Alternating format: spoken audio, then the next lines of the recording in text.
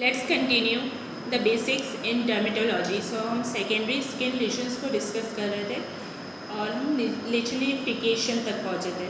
सो लिचनिफिकेशन कब देखा जाता है? जब कंटिन्यूस या क्रोनिक स्क्रैचिंग होती है तो उस कंडीशन में लिचनिफिकेशन हो जाता है।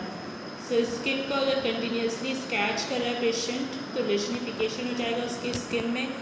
और उसके साइंस क्या होता है? फर्स्ट तो हाइपर पिगमेंटेशन होता है, सो स्किन डार्क हो जाती है। सेकेंड, थिक स्किन हो जाती है, मोटी हो जाती है skin. And third, exaggerated skin markings हो जाती है। So hands and palms and soles में हमारी मार्किंग्स होती है एंड अलग स्किन में भी होती है, डॉर्सम ऑफ हैंड में भी। सो ये जो स्किन मार्किंग्स है ना वो प्रोमिनेंट हो जाती हैं उस कंडीशन में। नाउ नेक्स्ट है एट्रोफी। सो एट्रोफी में क्या होता है? डिक्रीज या loss of structural components of skin हो जाता है। सो स्किन के स्ट्रक्चरल कंपोनेंट्स लॉस्ट हो जाते हैं, इसलिए स्किन का जो है रिंकल्ड अपीयरेंस दिखने लगता है। स्किन एग्जाम्पल हो जाएगा टॉपिकल स्टेरॉइड यूसेज। सो ऐसा इस कंडीशन में होता है। तो एक्सेस अगर स्टेरॉइड यूज़ करता है पेशेंट या फिर इम्प्रॉपर इंडिकेशन में यूज़ करता है, मतलब बिना डॉक्टर की एडवाइस से वो अपने से ही यूज़ करने लग जाता है, तो उस कंडीशन में हो सकता है।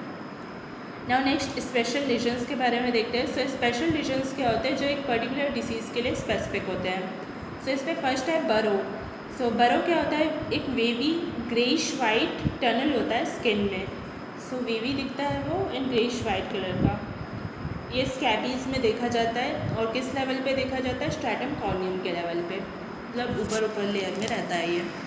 नाउ सेकेंड कॉमेडोन्स है। कॉमेडोन्स क्या होता है? फॉलिकुलर ओरिएंटेड लीजन्स होते हैं, हेयर फॉलिकल्स के अगेंस्ट ये ओरिएंटेड रहते हैं और ये सेबम और कैरेटिन के साथ प्लग्ड रहते हैं। ये किस में देखा जाता है? एक्ने वल्गैरिस में देखा जाता है। उसके टाइप्स क्या होते हैं? ओपन कॉमेडोन्स होते हैं, क्लोज्ड कॉमेडोन्स, जिसको white heads and black heads भी बोलते हैं कॉमन लैंग्वेज में। सो ओपन कॉमेडोन्स जो होते हैं वो ब्लैक कलर के होते हैं क्योंकि उसमें ऑक्सीडेशन हो गया रहता है एनवायरनमेंट से।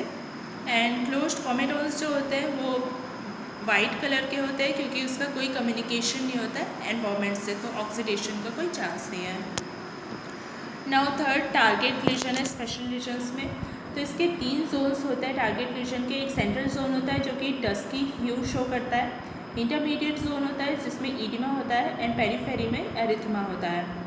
सो ये साइट्स कौन सी होती है टारगेट लीजन की? पाम्स एंड सोल्स में मोस्टली होता है ये, और ये एरिथेमा मल्टीफॉर्मी में देखा जाता है। नाउ कॉन्फ़िगरेशन या पैटर्न ऑफ स्किन लीजन्स के बारे में देखते हैं। कॉन्फ़िगरेशन मतलब कि क्या? Arrangement. So first grouped configuration हो सकता है, ये जैसे डायग्राम में दिख रहा है कुछ इस तरीके से दिखता है, और इसका एग्जांपल है हर्पिस लैबिडिस। नाउ सेकेंड डर्मेटोमल पैटर्न हो सकता है, इसका मतलब एरिया जो एक सिंगल नोड से सप्लाई होता है ना, उस रीजन में डिस्ट्रीब्यूटेड रहेंगे अगर लीजन्स, तो उसको हम डर्मेटोमल पैटर्न बोलते हैं। नाउ थर्ड लीनियर कॉन्फ़िगरेशन हो सकता है, मतलब एक लाइन में डिस्ट्रीब्यूटेड हो सकता है। फोर्थ ब्लैस्टकॉइड कॉन्फ़िगरेशन हो सकता है। सो अलोंग ब्लैस्टको लाइंस ये कॉन्फ़िगरेशन होता है, एक ब्लैस्टको लाइंस होती है हमारी बॉडी में, तो उसके अलोंग अगर लीशंस रहते हैं तो हम इसको ब्लैस्टकॉइड कॉन्फ़िगरेशन बोलते हैं। नाउ फिफ्थ एनुलर लीजन्स हो सकते हैं। एनुलर लीजन्स मतलब एक रिंग के फॉर्म में हो सकते हैं, रिंग शेप रहते हैं ये, सेंटर और पेरिफेरी 2 पार्ट इसमें रहता है और पेरिफेरी वाला पार्ट जो है वो एक्टिव रहता है। इसका एग्जाम्पल है टीनिया कॉर्पोरिस। कॉर्पोरिस का मतलब होता है ट्रंक और टीनिया एक डर्मेटोफाइटिक इन्फेक्शन होता है। नाउ सिक्स्थ टाइप का डिस्ट्रीब्यूशन है डिस्कॉइड या नम्यूलर लीजन। सो डिस्कॉइड मतलब क्या होता है? Disc like. सो इसमें सेंटर और पेरिफेरी पार्ट ना दोनों एक्टिव रहता है, ये इसका डिफरेंस है एनुलर लीजन से। इसका एग्जांपल होता है डिस्कॉइड एक्जीमा। ना 7 टाइप का डिस्ट्रीब्यूशन है डिस्क्रीट लीजन्स। सो डिस्क्रीट लीजन्स मतलब क्या होता है? इंडिविजुअली जो सेपरेटेड रहते हैं एक दूसरे से। ना 8th टाइप का कॉन्फ़िगरेशन है कॉन्फ्लुएंट लीजन्स, जो कि एक दूसरे से जॉइंट रहते हैं अगर लीजन्स, तो हम उसको कॉन्फ्लुएंट बोलते हैं। ना नेक्स्ट डिस्ट्रीब्यूशन के बारे में देखते हैं। सो डिस्ट्रीब्यूशन कैसा कैसा हो सकता है? फर्स्ट एक्रल टाइप का हो सकता है जो कि एक्सट्रीमिटीज़ के ऊपर जब लीजन्स डिस्ट्रीब्यूटेड होता है स्पेशली, तो हम उसको एक्रल बोलते हैं। सेकेंड फ्लेक्सुरल हो सकता है, तो फ्लेक्सर्स के अलॉन्ग अगर डिस्ट्रीब्यूटेड है तो मतलब एल्बो के इनर साइड में या फिर नी के इनर साइड में, तो हम उसको फ्लेक्सुरल बोलेंगे। तो इसका एग्जांपल है childhood face of atopic dermatitis, तो ये फ्लेक्सर्स लीजन्स होते हैं। ना थर्ड एक्सटेंसल लीजन्स। सो एक्सटेंशन रीजन्स भी एल्बो नी के आउटर साइड में रहेगा जहाँ पे एक्सटेंसस का डिस्ट्रीब्यूशन रहता है। इसका एग्जांपल सोरियासिस है। नाउ फोर्थ, सन एक्सपोज्ड एरिया टाइप का डिस्ट्रीब्यूशन होता है, तो ये फेस एंड हैंड्स में मोस्टली होते हैं ये लीशंस, और इसको फोटो डिस्ट्रीब्यूटेड लीशंस भी बोलते हैं। इसका एग्जांपल है पेलेग्रा या vitamin B3 deficiency.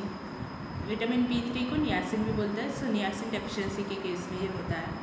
Now lines in dermatology के बारे में देखते हैं। सो फर्स्ट टाइप की लाइंस कैसी होती है, लैंगर्स लाइंस होती हैं, इसको लाइंस ऑफ स्किन टेंशन भी बोला जाता है, और ये करस्पॉन्ड करती है orientation of collagen fibres of dermis के अलोंग। और इसका अप्लाइड एस्पेक्ट क्या है कि इंसिजन इसके अलोंग पुट किया जाता है या फिर उसके पैरेलल पुट किया जाता है लैंगर लाइंस के।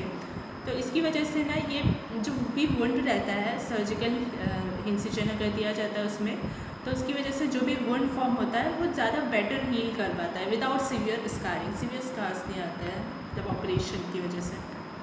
नाउ सेकेंड ब्लैशको लाइंस है। सो ब्लैशको लाइंस क्या रिप्रेजेंट करती है, पाथवेज रिप्रेजेंट करती है एपिडर्मल सेल माइग्रेशन का एंड प्रोलिफरेशन का एम्ब्रियोलॉजिकल डेवलपमेंट के टाइम पे। सो एम्ब्रियोलॉजिकल जब डेवलपमेंट हो रहा होता है तो एपिडर्मल सेल जहाँ पे माइग्रेट करते हैं और प्रोलिफरेट करते हैं, उन लाइंस को बोलते हैं, उस पाथवेज को बोलते हैं ब्लैशको लाइंस।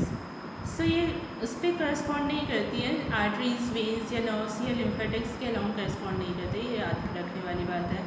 एंड ये अपर स्पाइन में वी शेप की रहती है, एब्डोमेन में स्पाइरल शेप की रहती है, एंड लोअर एक्सट्रीमिटीज़ में लीनियर शेप की रहती है। इसका अप्लाइड एस्पेक्ट क्या है, सो डिसीज़ जो इसको फॉलो करती है ब्लैशको लाइंस को, वो होती है इनकंटिनेंशिया पिगमेंटा, जो कि एक एक्स लिंक्ड डोमिनेंट डिसीज़ है। ये इसका अप्लाइड एस्पेक्ट हो गया। नाउ डर्मेटोलॉजिकल डायग्नोसिस के बारे में देखते हैं। सो इसमें कुछ साइंस के बारे में देखेंगे। फर्स्ट निकोल्स्की साइन है। सो ये क्या होता है, इसमें टेंजेंशियल प्रेशर अप्लाई किया जाता है स्किन के ओवर, थंब के थ्रू अप्लाई किया जाता है, और इसमें ऑब्जर्व क्या होता है, अपर लेयर्स जो होते हैं ना एपिडर्मिस के, वो सेपरेट हो जाता है लोअर लेयर्स से। अब इसके टाइप्स ट्रू हो सकता है ये निकोल्स्की साइन, या फिर स्यूडो निकोल्स्की साइन हो सकता है। सो ट्रू निकोल्स्की साइन का मैकेनिज्म क्या होता है, एक्एंथोलाइसिस की वजह से ऐसा होता है, और इसका एग्जांपल हो जाएगा pemphigus foliaceus, second pemphigus vulgaris, and third staphylococcus scalded skin syndrome, ये इसके एग्जांपल हो गए। नाउ सीडो निकोल्स्की साइन कब आता है, कि केराटिनोसाइट्स के नेक्रोसिस की वजह से आता है, और इसका एग्जांपल हो जाएगा TEN, that is toxic epidermal नेक्रोलाइसिस। Now second जो प्रोसीजर यूज़ होता है डायग्नोसिस में, वो डायस्कोपी है। सो डायस्कोपी को विट्रोप्रेशियन टेस्ट भी बोला जाता है। इसका प्रोसीजर क्या होता है कि ग्लास स्लाइड हम लेते हैं और फिर स्किन लीजन को प्रेस कर देते हैं उसके थ्रू। इसमें ऑब्जर्व क्या होता है, दो चीज़ें ऑब्जर्व हो सकती है, एक तो एरिथेमा, दूसरा पर्प्यूरा। सो एरिथेमा कब ऑब्जर्व होता है, जब ब्लड वेसल्स के अंदर रहता है, तो इसलिए इसमें रेडनेस डिसअपियर हो जाती है, मतलब कि ब्लांचिंग रिस्पॉन्स आता है। और दूसरा अगर पर्प्यूरा रहता है, मतलब कि RBCs जो है अगर वेसल्स के आउटसाइड मूव कर जाते हैं ना, तो ब्लड वेसल वॉल की स्टेनिंग हो जाती है, तो इस कंडीशन में रेडनेस परसिस्ट करता है, मतलब रेडनेस जाता नहीं है, और इसको हम नॉन ब्लांचिंग रिस्पॉन्स बोलते हैं। सो ये था बेसिक्स इन डर्मेटोलॉजी का next part. Thanks for watching.